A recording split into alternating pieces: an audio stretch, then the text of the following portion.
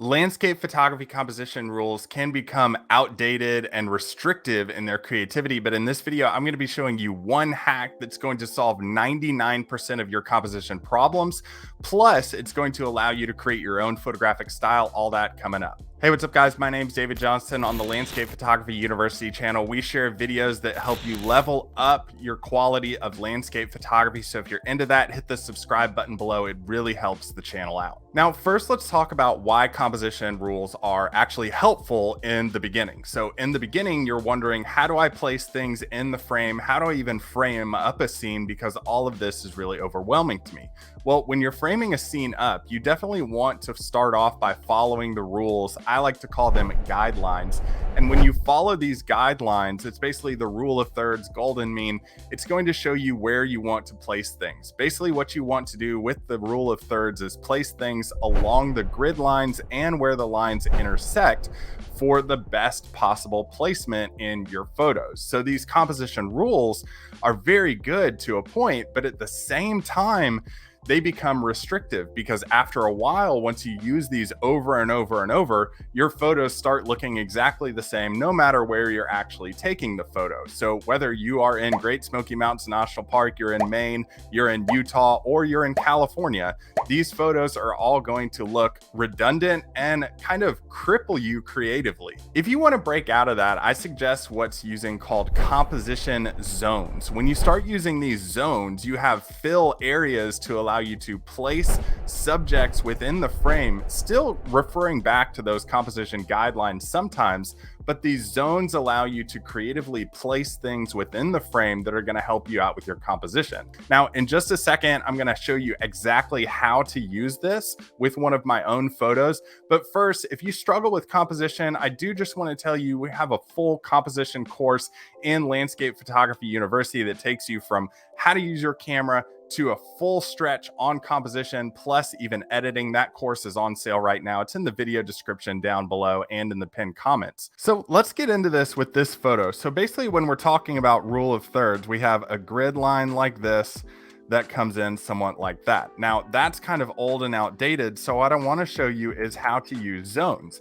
Basically, when you seclude it out into zones, you have a foreground, midground, background, and you're able to place things within that zone and balance out your composition. So here we have zone 1. This is the bottom part of this photo. So I'll write a 1 right here.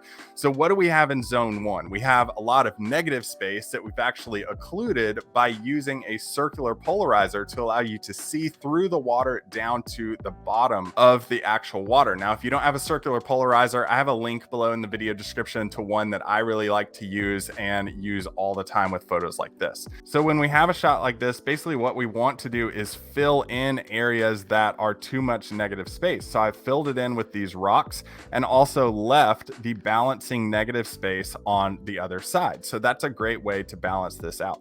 Now let's go over to zone 2. So if I go over to zone 2, basically what you have in zone 2 is the midground, or this rock section, and the waterfall. So I'll do a 2 right here. That's our second zone. This is where typically your subject lives, either in the midground or in the background of the photo. So you want the subject to dominate this second zone or the third zone. The eye is drawn to the brightest part of the photograph, so you want your eye drawn exactly to where the subject is. It's pretty easy with a waterfall because the water is white, so it's the brightest part of the photo. So I have this secluded out perfectly so where you can actually see the waterfall. And then on the right side, right behind this too, is a lot of negative space, dark areas. That's going to help balance out that bright waterfall with dark shadows and bring more attention into where that waterfall actually is. Now let's do the third zone. So up here in the very top of the photo, we have just the forest in the background. So we have zone 3 up here. Again, I'm trying to balance out what's going on in the composition. So down in zone 1, I have these rocks. In zone 2, I'm moving over to the left side of the frame.